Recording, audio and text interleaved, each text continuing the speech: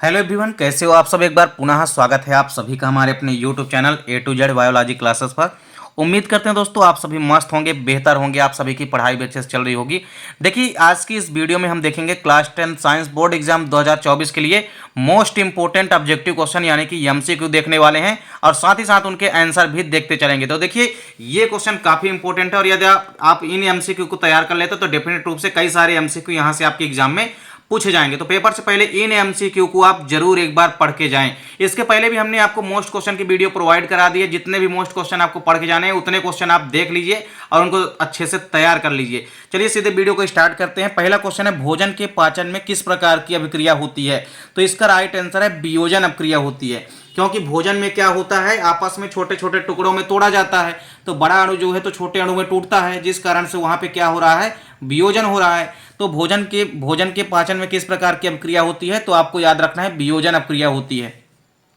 अगला क्वेश्चन है कि लोहे पर जंग लगना किस प्रकार की अभिक्रिया होती है। तो यह एक संक्षारण अभिक्रिया होती है, ये आपको तैयार करना है। नेक्स्ट क्वेश्चन है जिस अभिक्रिया में आक्सीकरण व अपचयन दोनों होता है उसे हम क्या कहते हैं। तो ऐसी अभिक्रिया जिसमें आक्सीकरण व अपचयन दोनों होता है उसको हम रेडॉक्स अभिक्रिया कहते हैं। फिर नेक्स्ट क्वेश्चन है कि मेंडल ने अपने प्रयोगों के लिए किस पौधे का चयन किया। तो आपको याद रखना है मटर के पौधे का। किस पौधे का प्रयोग किया था, मटर के पौधे का, पाइसम सटाइवम के पौधे का। अगला क्वेश्चन है लेंस की क्षमता का एसआई मात्रक क्या होता है। तो डाईऑप्टर होता है। क्या होता है, डाईऑप्टर। अगला क्वेश्चन है उस दर्पण का आपको नाम बताना है जिसमें प्रतिबिंब जो है सदैव सीधा व समान आकार का बनता है। तो उस दर्पण का नाम क्या है, समतल दर्पण। समतल दर्पण में आपको याद रखना है कि प्रतिबिंब हमेशा सीधा और समान आकार का बनता है। अगला क्वेश्चन है जब किसी यौगिक से ऑक्सीजन की क्षति होती है यानी हानि होती है तब वह अभिक्रिया क्या कहलाती है। अर्थात ऐसी अभिक्रिया जिसमें ऑक्सीजन बाहर निकलता है, जब ऑक्सीजन बाहर निकलेगा तभी तो उसकी क्षति होगी। तो ऑक्सीजन जब बाहर निकलता है ऐसी अभिक्रिया को हम क्या कहते हैं, अपचयन अभिक्रिया। तो अपचयन अभिक्रिया में हाइड्रोजन जुड़ता है और ऑक्सीजन या कोई भी ऋण विद्युतीय तत्व बाहर निकलता है, यानी ऑक्सीजन की हानि होती है। अगला क्वेश्चन है कि चुंबकीय क्षेत्र की तीव्रता का एसआई मात्रक क्या होता है। तो आर्स्टेड होता है। क्या होता है, आर्स्टेड होता है। नेक्स्ट क्वेश्चन है पराग कोश से पराग कणों का वर्तिकाग्र तक पहुंचने की घटना क्या कहलाती है। तो देखिए पराग कोश से निकल करके पराग कणों का वर्तिकाग्र तक पहुंचने की क्रिया क्या कहलाती है। यह घटना जो है परागण कहलाती है, यानी कि पॉलिनेशन कहलाती है। अगला क्वेश्चन है लेंस का सूत्र लिखिए। तो लेंस सूत्र क्या होता है, 1/f बराबर 1/v माइनस 1/u। अगला क्वेश्चन है दो विलयनों को मिलाने पर एक अविलेय पदार्थ बनता है, यह अभिक्रिया कहलाती है।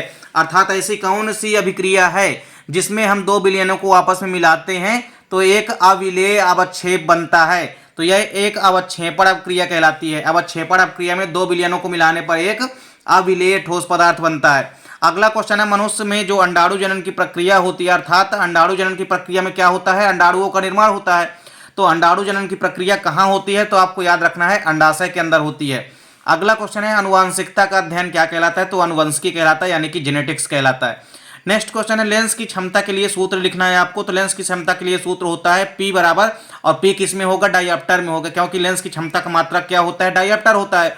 तो P बराबर हो जाएगा 1/f। f किस में होगा, यहाँ पे मीटर में होगा।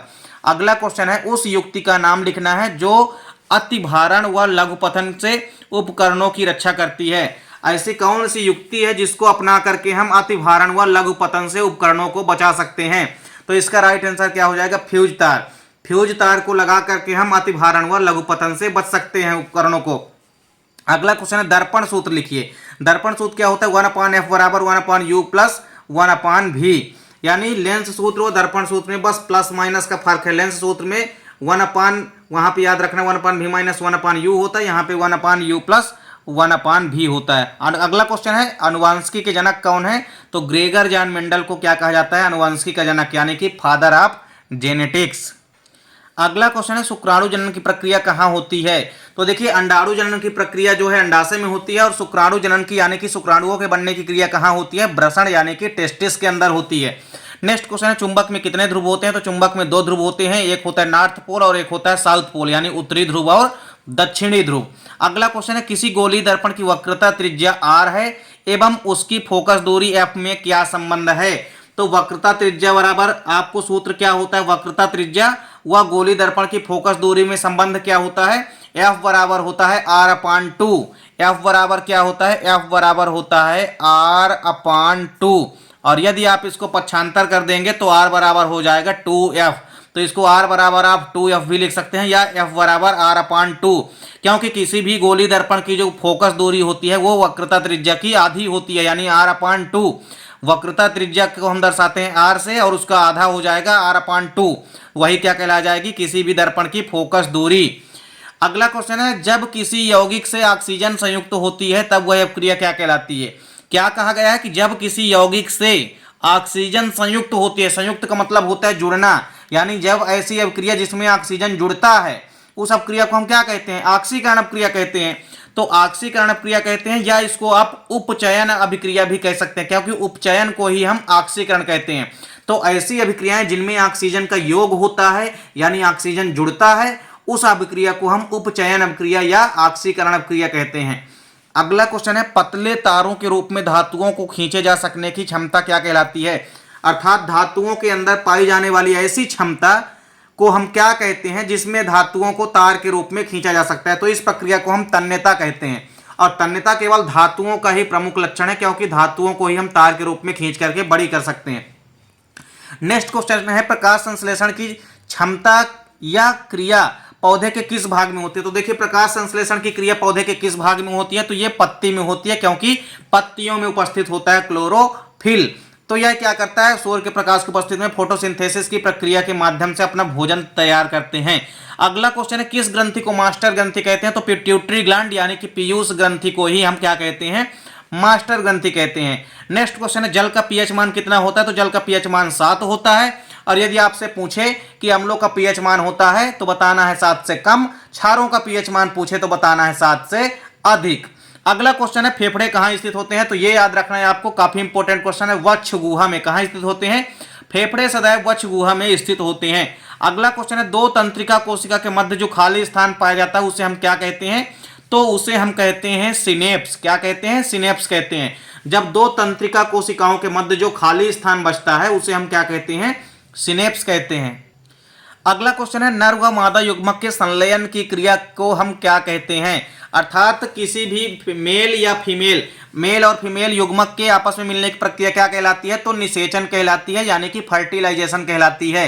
तो नर व मादा युग्मक जब आपस में मिलते हैं तो इस प्रक्रिया को हम क्या कहते हैं, निषेचन कहते हैं। नेक्स्ट क्वेश्चन है, विद्युत धारा का SI मात्रक क्या होता है। तो एम्पियर होता है। अगला क्वेश्चन है, द्रव अवस्था में पाई जाने वाली किसी एक धातु का नाम लिखना है। तो पारा या मरकरी। मरकरी आपको याद रखना है, जिसका संकेत Hg होता है, इसको पारा भी कहते हैं। पारा एक ऐसी धातु है जो कि द्रव अवस्था में पाई जाती है। अगला क्वेश्चन है, दूरदृष्टि दोष को दूर करने में किस लेंस का प्रयोग किया जाता है। तो सदैव याद रखना है, उत्तल लेंस का प्रयोग किया जाता है। वहीं यदि आपसे पूछता निकट दृष्टि दोष के निवारण के लिए किस लेंस का प्रयोग किया जाता है, तो अवतल लेंस का प्रयोग किया जाता है। अगला क्वेश्चन है, विद्युत ऊर्जा को यांत्रिक ऊर्जा में बदलने वाली युक्ति होती है, यह युक्ति क्या कहलाती है। तो आपको याद रखना है, विद्युत मोटर। विद्युत मोटर विद्युत ऊर्जा को यांत्रिक ऊर्जा में बदलने वाली युक्ति होती है। अगला क्वेश्चन है, समतल दर्पण की फोकस दूरी कितनी होती है। तो आपको बताना है कि अनंत होती है। अगला क्वेश्चन है, प्रतिरोध का SI मात्रक क्या होता है। तो ओम होता है। क्या होता है, ओम। अगला क्वेश्चन है, श्वसन किस प्रकार की अभिक्रिया है। तो श्वसन जो है यह एक प्रकार की ऑक्सीकरण यानी कि उपचयन अभिक्रिया होती है। तो उपचयन या ऑक्सीकरण आप कोई भी लिख देंगे, सही माना जाएगा। और यह क्वेश्चन आपके 2023 में पूछा भी गया है। अगला क्वेश्चन है, वे अभिक्रियाएं जिनमें अभिकारकों के बीच आयनों का आदान प्रदान होता है उन्हें हम क्या कहते हैं। अर्थात ऐसी अभिक्रियाएं या रिएक्शंस जिनके अभिकारकों के बीच आयनों का आदान प्रदान होता है उन्हें हम क्या कहते हैं, या ऐसी अभिक्रिया को हम क्या कहते हैं। तो द्विविस्थापन अभिक्रिया कहते हैं। द्विविस्थापन अभिक्रिया में क्या होता है, अभिकारकों के बीच आयनों का आदान प्रदान होता है। नेक्स्ट क्वेश्चन है, भ्रूण को पोषण कहां से मिलता है। तो अपरा या प्लेसेंटा नामक जो रचना पाई जाती है वही जो है क्या करती है, भ्रूण को पोषण प्रदान करने का कार्य करती है। नेक्स्ट क्वेश्चन है, एक अश्वशक्ति में कितने वाट होते हैं। तो एक अश्वशक्ति बराबर कितने वाट होते हैं, 746 वाट। नेक्स्ट क्वेश्चन है, मस्तिष्क का कौन सा भाग सोचने, सूंघने, सुनने, देखने आदि के लिए विशिष्टीकृत है। मतलब कौन सा ऐसा मस्तिष्क या ब्रेन का भाग है, या ऐसा कौन सा पार्ट है ब्रेन का जो कि सोचने के लिए, समझने के लिए, या सूंघने के लिए, देखने के लिए, इनके लिए विशिष्टकृत होते हैं। तो याद रखना है, प्रमस्तिष्क एवं मध्य मस्तिष्क।